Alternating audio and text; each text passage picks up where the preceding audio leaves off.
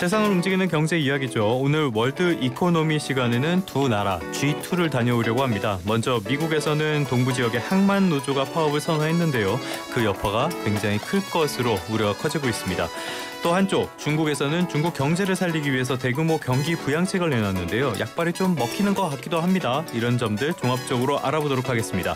두 분 전문가 오늘도 스튜디오에 모셨습니다. 먼저 IS 경제연구소의 차영주 소장님 나오셨습니다. 어서 오십시오. 예, 안녕하십니까. 한양대학교 경제금융대학의 이정환 교수님도 나와 계십니다. 어서 오십시오. 예, 안녕하십니까. 네, 먼저 두 분 모시고 미국부터 가보려고 하는데요. 미국에서 동남부 지역의 항만 노조가 파업을 들어갔다. 47년 만인가요? 그렇게 오랜만에 한다고 그러는데 파업을 시작하는 배경은 뭔가요? 예, 동남부 지역이라고 한다면 뉴욕을 필두로 해서 그쪽 그 오른쪽을 봐야 되겠죠. 네. 캘리포니아 쪽은 아니고요. LA 쪽은 아니고 이제 그보다는 원래 이제 그 9월 30일 날 기존의 노사 계약이 만료가 됐습니다. 그래서 이제 신규 계약을 체결해야 되는 과정에 있어서 당연히 오래전부터 협상을 해 왔었던 부분들입니다. 근데 이제 확실히 임금 인상이라는 중요한 부분들이 당연히 그게 들어갈 것이고. 네, 그리고 이제 항만 노조가 가장 싫어하는 것이 이제 항만의 자동화와 관련된 부분들이 또 큽니다. 여기에 이제 이 부분의 파업을 일시적으로 중단할 수 있는 대통령의 권한이 있음에도 불구하고 지금 어느 누구 나설 수 없는 상황이다라는 것들이죠. 그래서 항만 노조 입장에서 본다라면 직금이 가장 강하게 붙을 수 있는 어떻게 보면 적기다라고 말씀드릴 수가 있겠죠. 이게 좀 아이러니지만 대선 앞두고 있기 때문에 어느 누구도 개입할 수 없는 상태에서 자신의 목소리를 해야 되고 특히 이제 항만 노조에 대해서 잠깐 좀 말씀드리면 우리가 항만 노조 영화 대부 보셨죠? 네네. 거기에도 항만 노조가 나오고 미국의 어떤 영화들 보면 항만 노조들이 많이 나와요. 공대 들어가서 막 싸우고 막 이런 얘기들. 워낙 힘들이 좀 강하고 항만 노조가 파업을 하면 모든 경제가 멈춘다라는 거 그런 부분들이 하나 있고 과거에 우리가 컨테이너가 만들어진 게 1954년입니다. 그런데 컨테이너가 본격적으로 우리가 이렇게 된 게 60년대 중반이에요. 그게 왜 그랬냐면 물론 이제 부지가 그 컨테이너를 움직일 수 있는 어떤 기반 시설이 있어야 됐습니다만 항만 노조의 격렬한 반대 때문에 이 도입이 10여 년 늦춰졌었던 그런 전례도 있습니다. 그래서 이게 단순하게 노조 파업 우리가 지난번에 다뤘던 삼성전자 노조 파업과는 조금 약간의 좀 결이 다르다. 어찌됐든 지금은 노조가 좀 세게 붙어 있는 상황이고 이걸 해결할 수 있는 방안은 서로 노사협의밖에 없다라는 어떤 부분까지 말씀드리겠습니다. 이런 걸 보면은 예전에 산업혁명기에 있었던 러다이트, 전 자꾸 이런 게 생각이 나요. 그 기계 같은 거 딱 때려 부수고 그렇다고 해서 그런 변화 같은 걸 막지는 못했잖아요. 약간 그런 뜻도 생각이 나곤 하는데 동부 지역의 항만이라고 하면은 뭐 미국이니까 여러 나라들이 사용을 할 거 아니에요? 그러면은 지금 뭐 여기서 처리되는 물량은 어느 정도가 됩니까? 뭐 이게 동남부고요. 그러니까 동남부란 게 동부랑 멕시코만 연안까지 다 된다라고 보시면 될 것 같고 그 미국이 서부, 동부, 한국가 있는 쪽은 남부인데 동남부면은 그러니까 반입니다. 그런 생각해서 50% 이상 이게 그 어떻게 보면 운항이 된다라고 보시면 될 것 같습니다. 결국은 어차피 삼면이기 때문에 위쪽은 캐나다이기 때문에 한국이란 게 없고요. 서부, 동부, 남부인데 동남부가 다 파업한다는 얘기니까 이게 규모면은 클 것 같다라고 예상을 하고 있고 뭐 이게 지금 45억 달러 하루에 어떤 피해가 45억 달러에서 50억 달러로 예측되고 있기도 하고요. 근데 이제 피해가 이게 사실은 직접적인 피해가 이 정도라고 얘기하고 있고 이제 소비자들은 얼마나 전가될 것인가 또 이런 이슈도 나오고 있습니다. 근데 이제 동남부 항만이 물류가 마비가 되면은 일단 재고 자산 같은 것도 많이 가져야 되는 일단 부담이 하나가 있고요. 그다음에 철도 같은 것을 대체로 사용해야 되는 부담들도 또 있습니다. 그다음에 당연히 이제 서부 항만들이 이용해서 물류망이 안 되면은 물건을 만들어도 팔 수가 없고 물건을 만든 원료도 살 수가 없기 때문에 뭐 산업의 동맥이나 다름없으니까 굉장히 기민하게 반응을 하고 있고요. 특히나 이제 동남부 쪽은 철도와 연결성이 좋다라고 많이들 평가를 하고 있기 때문에 이 철도를 어떻게 다른 방식을 이용하는 연구들이 굉장히 연구를 할 수밖에 없는 이런 상황들이다라고 보시면 될 것 같습니다. 그래서 재고 비용 같은 경우도 한 20% 이상 올라가지 않을까. 왜냐하면 이제 항구에 있던 거를 뭐 철도 근처로 또 옮겨야 되는 이런 이슈들도 있고요. 그래서 이제 직접적인 비용 50억 달러, 추가적으로 재고 비용, 재고 관리 비용, 그다음에 이제 항만 운수 비용까지 굉장히 많이 오르지 않을까라고는 예측을 하고 있습니다. 결국은 이게 규모가 어마어마한 파업이고, 그러니까 이제 결국은 그러니까 미국 서부, 동부, 남부 중에 동부, 남부를 통합한 파업이기 때문에 규모가 어마어마하다라고 아마 이해하시면 될 것 같습니다. 하루 손해가 45억 달러면은 우리 돈으로 한 6조 원 정도, 6조 원 이상이 돼. 하루에 그만큼씩 어마어마한 피해가 생긴다. 물류가 마비되면 좀 그럴 수밖에 없는 측면이 있긴 하죠. 그 기업들 미리 대응하는 것 같던데 어떤 게 있었습니까? 앞서 언급드렸다시피 9월 30일이 이제 만료죠. 이미 그 기존의 노사 계약은 만료가 됐습니다. 그러니까 이제 그 전부터 협상을 해왔고 그렇기 때문에 이제 기업들도 그 대비는 좀 해왔고 그 수치로 나타난 게 있습니다. 일단 동부 그 항만 그 회사에서는 내륙, 그러니까 이제 자기네 항만서부터 가장 먼 데서부터 하는 거래처들을 물건을 받지 않기 시작했습니다. 그러면 내륙이니까 그들을 이제 서부로 돌려라라는 거고요. 그러다 보니까 이쪽 서부 쪽 항만이 전년 동기 대비해서 물동량이 40%가 늘어났고 수출이 15%가 늘어났어요. 그러니까 이제 배를 우회하게 된다라는 것들이죠. 따라서 동부 비율이 줄어들고 서부 비율이 늘어나는. 앞서 교수님 말씀하신 대로 거의 수출은 5대 5였었는데 이게 6대 4 정도로 좀 바뀌었어요. 그렇게 해서 미리미리 좀 대응하는 면들도 있습니다. 그리고 이제 이렇게 되다 보니까 해운사 입장에서도 보면 이게 상당히 곤란한 게 뭐냐면 배를 이제 싣고 가가지고 외항에 대기를 하고 있다가 한 배가 빠져나오면 이제 내항으로 들어가는 건데 내항에 배를 대도 하역이 안 되는 거 아닙니까? 그러면 배 자체가 적체가 되는 겁니다. 그렇네요. 그러니까 만약에 저쪽 그 브라질에서 물건을 싣고 뭐 뉴욕으로 갔는데 중간에 이거를 내릴 수는 없잖아요. 그럼 그 비용을 다 해운사라든지 아니면 소비자들이 떠안아야 되는 그런 물량들이 있고 그렇다고 해서 배를 갑자기 늘릴 수도 없는 거 아니겠습니까? 이런 부분들이 있기 때문에 현재로서는 전반적으로 미리 대비를 했다 하더라도 이런 것들이 나타나는 수치가 서부로 좀 돌렸고 그다음에 컨테이너 운임 지수가 급격하게 올랐던 하나의 원인이다 이렇게 말씀드릴 수 있겠습니다. 그러니까 말씀하신 것처럼 전반적인 비용이 오르고 뭐 서부로 간다고 해도 서부에서 또 기차로 옮기려면 그것도 다 돈이니까 그런 문제들을 하면은 결국에는 인플레이션 다시 자극하고 소비자에게 부담이 전가되는 거 아닙니까? 특히 이제 미국 크리스마스 시즌은 미국의 이제 한 해 재고를 다 처리하는 그런 시즌으로서 할인도 어마어마하게 블랙 하고 프라이데이 뭐 이런 블랙 프라이데이부터 이제 크리스마스 딱 끝날 때까지 그러니까 11월 말부터 12월이 미국의 소비 시즌입니다. 소비 시즌이라고 보시면 될 것 같고 소비 시즌을 하기 위해서 물류를 다 만들어 놓겠죠. 기본적으로 소비 시즌이란 게 가장 사람들이 상품을 많이 살 시즌이고 그에 따라 물류라든지 재고라든지 정비를 해놨는데 이것에 대한 비용들이 올라가게 되면은 이제 최소한 할인폭이 깎인다든지 이런 식의 부정적인 영향이 미칠 수밖에는 없는 이런 상황이다라고 아마 이해하시면 될 것 같고요. 그리고 뭐 고용에도 사실 뭐 좋은 측면은 아닐 거고 근데 파업이란 게 사실 고용 지표로 들어가진 않는데 근데 그럼에도 불구하고 좋지 않을 상황이 있을 수 있고 그다음에 가장 뭐 우리나라 입장에서는 우리나라는 사실 아시아 채널을 이용하니까 보통 서부로 가기 때문에 그렇게 큰 이슈는 아니라고 생각을 하는데 뭐 대비도 많이 했다 그러더라고요. 대비도 많이 하지만 그럼에도 불구하고 운임 같은 것들이 계속 오르게 된다라고 하면은 지금 뭐 그 유럽에서 이제 북대서양 쪽으로 가는 건 이미 30-40% 올랐다. 뭐 항공판 뭐 5배 이상 오른다는 막 이게 그 계약이란 게 좀 베리에이션이 많기 때문에 좀 다르긴 하지만 이미 30-40% 올랐다는 이야기들이 많이 나오니까 아무래도 운송비 부담 같은 것들은 부담이 될 수밖에 없다. 대체 항로를 찾으면은 대체 항로에 수요가 모이게 되고 대체 항로에 수요가 모이게 되면은 가격이 또 올라가게 되는 게 기본 상식이기 때문에 좋지는 않다라고 아마 이해하시면 될 것 같습니다. 그래서 지금 크리스마스 소비 시즌이 굉장히 미국의 또 경기에 중요한 시즌이기도 하고 소비 때 기업 입장에서도 미국은 또 재고를 그렇게 비교적 오래 가져가지 않거든. 이 크리스마스에 다 털어낸다라고 생각하는 개념들이 굉장히 많기 때문에 흔히 말하는 재고 관리 비용들 이런 것들이 소비자에 전가될 가능성은 분명히 있는 상황이다라고 아마 이해하시면 될 것 같습니다. 그렇게 소비자에게 전가가 돼서 물가가 오르고 이렇게 되면은 지금 올해 2번 FOMC 기준금리 결정이 남아 있잖아요. 이쪽에서 어떤 인하 결정을 하는데 또 부담이 생기는 거 아닌가요? 일단 부담이 되겠죠. 근데 이제 이게 전파되는 속도가 좀 있기 때문에 이게 이제 물류가 막히고 기업들 입장에서는 납기를 맞춰야 되는 거기 때문에 지금 또 얘기가 나오는 게 과거 우리도 코로나 때 유럽 쪽에 타이어를 수출하는데 그 배가 막히니까 비행기로 실어 나르는 전력이 있거든요. 그 무거운 타이어를 비행기로 어쨌든 돈도 엄청 많이 들었겠네요. 그러니까 돈보다는 기업 입장에서 약속을 지켜야 된다라는 그런 어떤 납기를 맞춰야 되니까 지금 저도 기사 검색을 해보니까 일부 항공기로 돌린다라는 얘기도 있어요. 그러니까 예를 들어서 뭐 중요한 거 같은 경우 한 달 뒤까지 해야 되는데 배를 못 가면 뭐 기업 입장에서는 돈이 문제가 아니죠. 근데 결국 그게 소비자로 전가되는 이제 시간들이 필요하다라는 측면이 있어서 보면 글쎄 올 선거 때까지는 어찌됐든 어떤 쉽게 결정 못 낼 것 같습니다. 이제 선거 이후에 이런 것들이 크게 불거질 가능성이 있다라고 좀 보여지고요. 한 가지 우리나라 입장에서 본다라면 원화가 강세라는 거 하나 그런 것들이 조금은 부담을 좀 덜어줄 수 있는 또 안충작용이 될 수 있고 교수님 말씀하신 것처럼 상하이 컨테이너 운임지수 이게 이제 우리가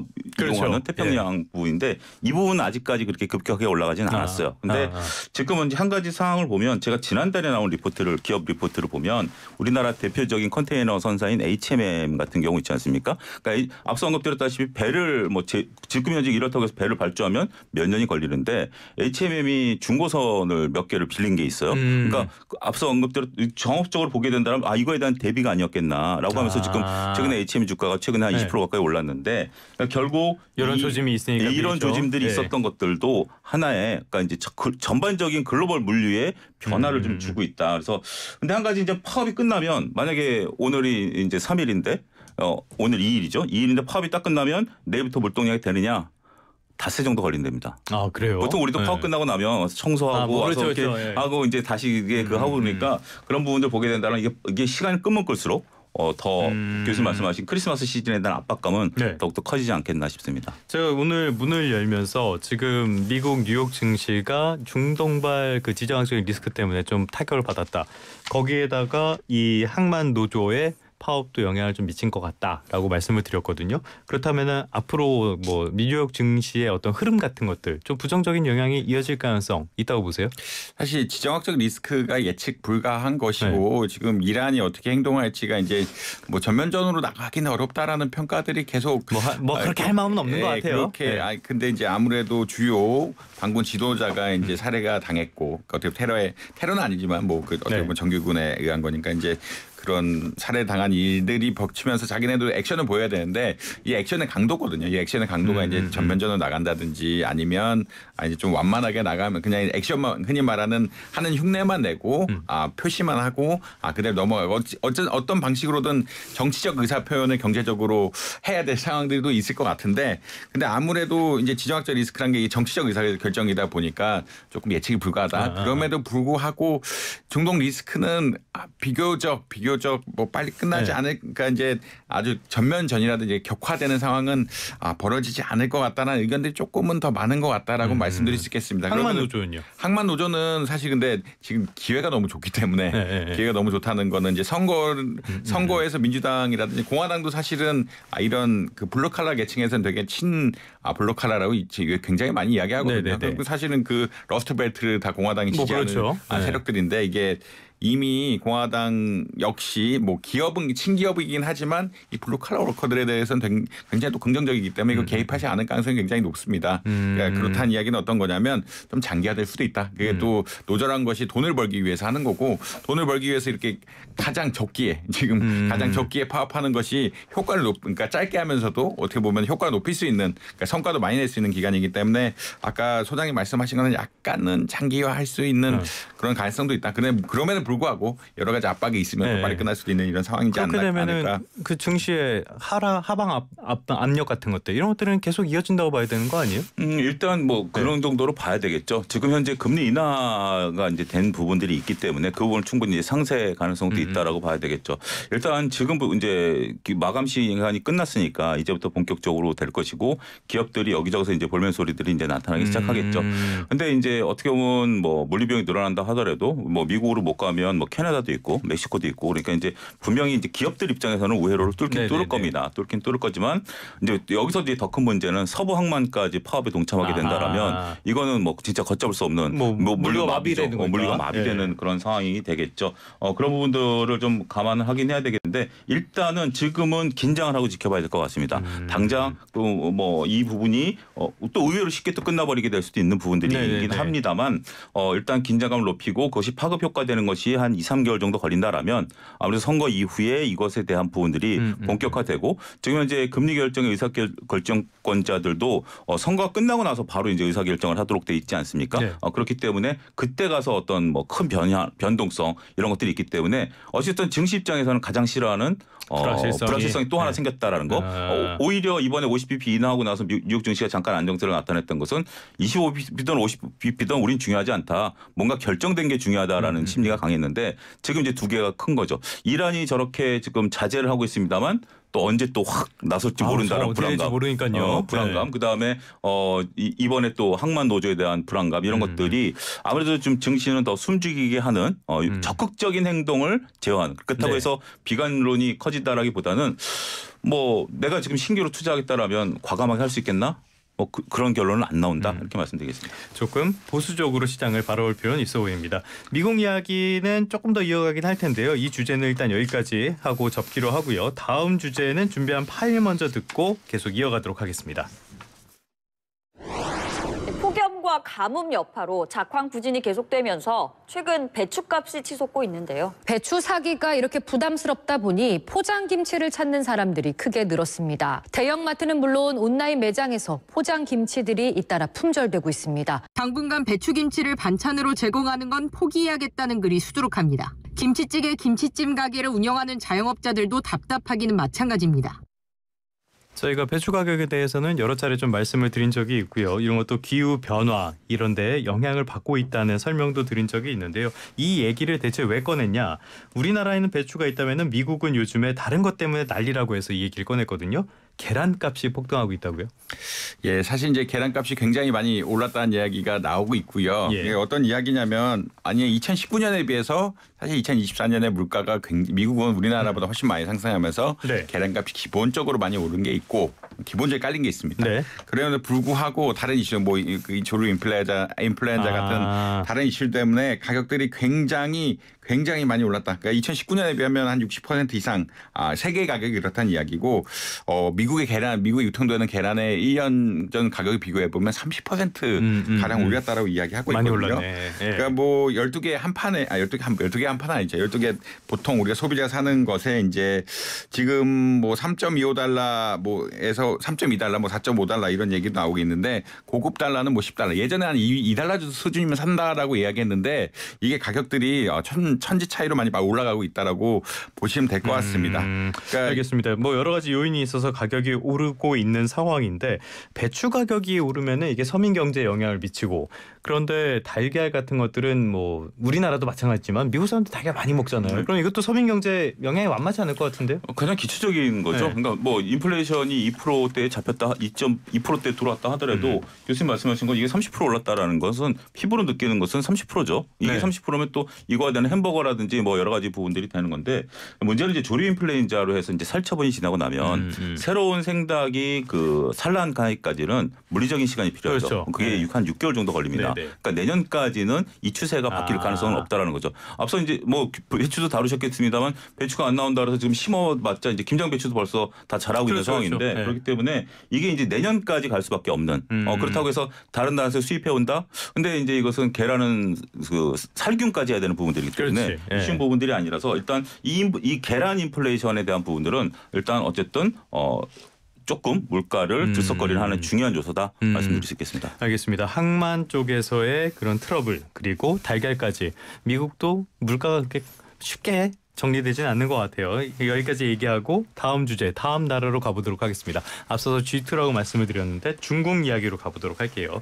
중국이 국경절 연휴가 시작이 됐잖아요. 그래서 근데 연휴 시작 전에 보니까 월요일날 중국 증시가 급등을 했어요. 얼마나 올랐습니까? 월요일날 심천 지수가 당일날 10%가 올랐고요. 그게 이제 한 5일 동안, 그러니까 이제 바닥권 대비해서 전체적인 홍콩 지수까지 해서 한 20% 정도가 올랐습니다. 이게 5일 내에 벌어진 거고요. 그렇기 때문에 단기간에 일주일도 안 돼서 지수가 20% 올랐거든요. 예. 그렇기 때문에 굉장히 큰 폭의 상승, 이거는 9년 만에 처음이다 이렇게 말씀드릴 수 있겠습니다. 알겠습니다. 이렇게 많이 올랐다고 했는데 최근에 중국 증시 흐름을 보면 계속 부진했었잖아요. 그런 게 이번에 분위기가 이렇게 반전된 배경 뭘로 보세요?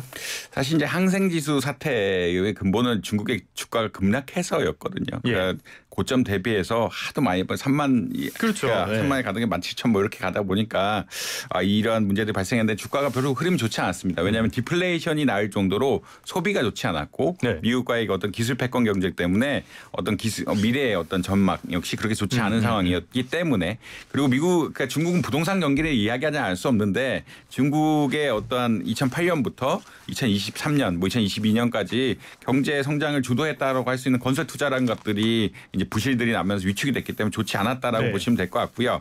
이런 흐름을 바꾸기 위해서 지금 적극적으로 정책을 폈다는 것에 되게 좀 주목을 하고 있다. 지금 아까 이야기한 점 중국이 어떻게 보면은 지급 준비율도 낮추고 어떤 주택담보대출에 대한 금리도 낮추고 그런 그 흔히들 전방위적으로 이렇게 금리를 낮추는 일들이 별로 없는데 전방위적으로 금리를 낮추면서 굉장한 시그널을 줬다라고 네네네. 아마 이야기를 일단 할 수 있을 것 같고요. 물론 이제 금리 낮춘다고 다 해결될 건 아니지만 재정 정책을 좀 기다리는 것 같다.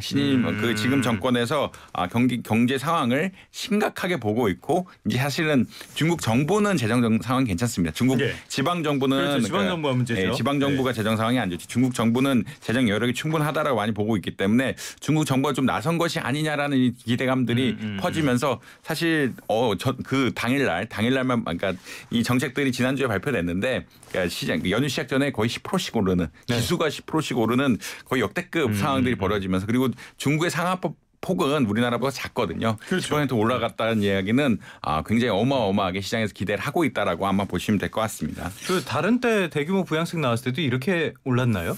그게 거기에 핵심인 것 같아요. 교수님 말씀에도 수장들이 나섰다라고 하는데 이게 보면 24일 날 보통 이제 우리가 중국 경제 안 좋고 부동산 경제 안 좋고 저희들 다뤘잖아요. 그러면 이제 중국은 그냥 지준율 인하라든지 숫자로 그냥 우리 좀 돈을 푼다 이런 거였습니다. 근데 그 24일 날 3개 금융수장이 기자회견을 했어요. 그다음에 26일 날 중앙정치국 회의에서 시진핑이 발언을 했어요. 그다음에 30일 날 부동산 활성화 방안이 나왔어요. 자 이렇게 봐야 되겠죠. 여러분들 회사에서 어떤 담당 과장이 이것에 대해서 얘기하는 것에 대해서 반응하는 거와 임원이 반응하는 거랑 대표이사가 반응하는 거랑 보면 대표이사 발언은 뭐죠? 곧 그 회사에서 법이죠. 그렇죠. 그렇기 때문에 일단 투자자들 입장에서 보면 그동안에 눈에 모습도 안 보이던 금융수장들이 나타나고 시진핑이 직접 경제 활성화에 대해서 발언하고 부동산을 살려야 된다라는 발언을 했다라는 것은 투자자 입장에서 본다라면 야 이건 진짜 뭔가 하는구나. 이건 과거와는 다르다라는 부분들이 있었고 그러다 보니까 가장 놀란 것은 이제 우리가 이제 앞서 언급했던 20% 올랐다라는 것이 신규 매수라고 보지는 않습니다. 아직까지는 이게 공매도 환매로 봅니다. 교수님 말씀하신 것처럼 3만 선부터 쭉 빠졌기 때문에 중국 경제는 안 좋으니까 계속 글로벌 공매도를 이제 친 거 아니겠습니까? 거기 공매도니까. 원래 주가가 이렇게 갑자기 칠 때는 신규 매수가 아니라 공매도 환매입니다. 환매가 무서운데 그러니까 그게 공매도를 일단 들어와서 청산하기 위해서 청산할 수 있는 그러니까 공매도 세력들이 청산을 해야 된다라고 느낄 정도로 이 정책은 강력할 것이다라고 투자자들은 보고 있다. 이렇게 말씀드릴 수 있겠습니다. 그러면은 요거는 차주환님께 한 번 더.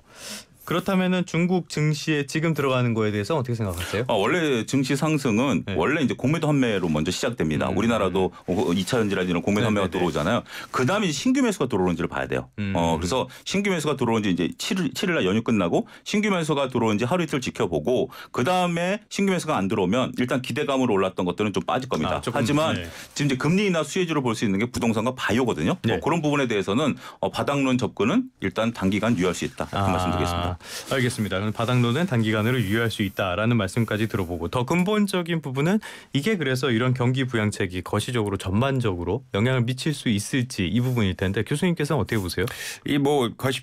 그 부양책보다는 중국의 성장 전략 자체가 얼마나 효과적인지에 대해서가 검토해야 될 필요점이 있다고 보시면 될 것 같고요. 최근에 EU의 경쟁력 보고서라고 나왔습니다. 그러니까 EU가 왜 밀리냐에 대해서 나왔는데 미국에 대해서는 자본시장이 안 된다. 중국에 대해서는 기술의 집적이 안 된다. 집적이 안 된다는 어떤 이야기냐면 지금 바이오도 그렇고 그러니까 미국이 때리는 주식들 바이오 반도체 이런 데들이 중국이 자가 발전하거든요. 자가 발전하면서 그렇죠. 칭화대 어떤 클러스터라든지 이런 것을 만들면서 정부가 무한으로 돈을 때려놓고 있습니다. 때는 말 좀 이상하긴 한데 무한으로 돈을 지급을 하면서 대륙의 자금은 대륙의 자금들이 몰려가면서 이게 결국은 성공하느냐 마느냐. 그러니까 지금의 단기적인 재정 정책은 당연히 효과가 있을 거라 생각을 하지만 경기가 장기적으로 좋아지려 그러면 이것이 이제 초인적으로 미국을 팔로우업 할 수 있는 정도의 효과가 나타난다라고 하면은 2차 전지라든지 자동차 분야는 조금 나타나고 있는 거거든요. 바이오 분야라든지 반도체 분야에서 효과가 나타나면은 중국 경기가 살아나면서 이제 쫓아가는 거고 그러지 못한다라고 하면은 기술 격차가 좀 유지되면서 좀 어려운 상황들이 지속될 수밖에 없다. 그러니까 이제 그런 어떤 경쟁, 그러니까 사실은 성장 모형이 다른 건데 미국은 시장 중심으로 자본들이 빨리 빨리빨리 돌아가면서 좋은 기술을 찾는 거고 중국은 선택적으로 네. 바이오라든지 반도체라든지 지금 몰아서 하고 있는데 이게 성과가 난다라고 하면은 그리고 실제로 어느 정도는 성과가 나고 있다라고 이야기하는데 뭐 예를 들어서 CATL의 R&D 인원수가 그렇죠. 인원수가 뭐 사실 우리나라 우리나라 전반전 2차 전지 전체 합쳐도 전체 종합원수보다 많다는 이야기들이 나오고 있을 정도로 그런 기술을 집약해서 정부가 주도하는 발전들이 얼마 성공할지 봐야 될 거라 이렇게 말씀드릴 수 있을 것 같습니다. 뭐 중국은 탁구 선수가 우리나라 인구만큼 있다고 하니까요. 그 물량 공세를 우리가 이겨내는 게 참 관건이 될 것 같습니다. 알겠습니다. 지금까지 한양대학교 경제금융대학의 이정환 교수님, IS 경제연구소의 차영주 소장님과 함께 미국과 중국 경제 이야기 나눠봤습니다. 오늘 말씀도 고맙습니다. 감사합니다. 감사합니다.